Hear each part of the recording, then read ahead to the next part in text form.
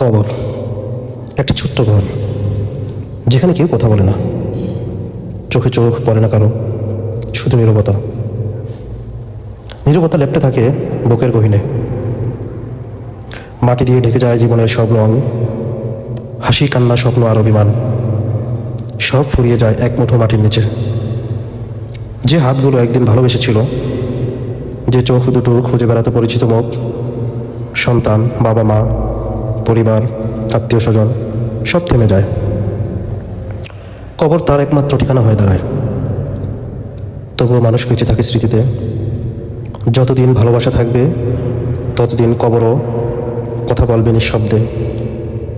স্মৃতি বিজড়িত আত্মা শুধু চিৎকার করবে,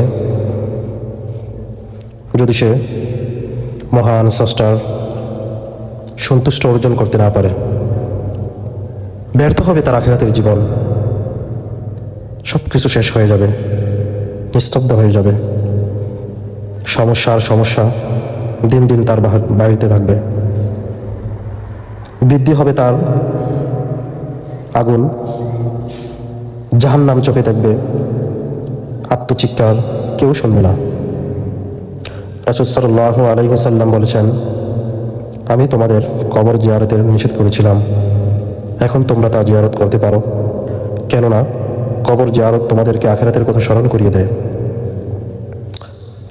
তিরমিজির বর্ণনায় রাসূল সাল্লাল্লাহু আলাইহি ওয়াসাল্লাম আরও বলেন, কবর হলো জান্নাতের একটি বাগান অথবা জাহান্নামের একটি গর্ত।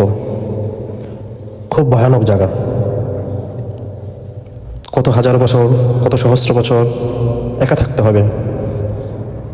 হতে পারে ওই জায়গাটা আমার জন্য খুব জঘন্য হবে, না হয় ফুলের বাগান। তাই আমাদের জীবনের সব উদ্দেশ্য মহান স্রষ্টার জন্য যেন হয়, তাহলে আমরা সফল হতে পারব। তাহলেই আমরা আমাদের কাঙ্ক্ষিত স্থানে পৌঁছাতে পারব। শত নীরবতা, শত আবেগ, শত ভালোবাসা আমাদেরকে কিছু করতে পারবে না। একমাত্র আমরা আমাদের জীবনে সর্বোচ্চ প্রায়োরিটি দিব আমাদের মহান রবের ভালোবাসা, তাহলে আমরা সফল হতে পারব।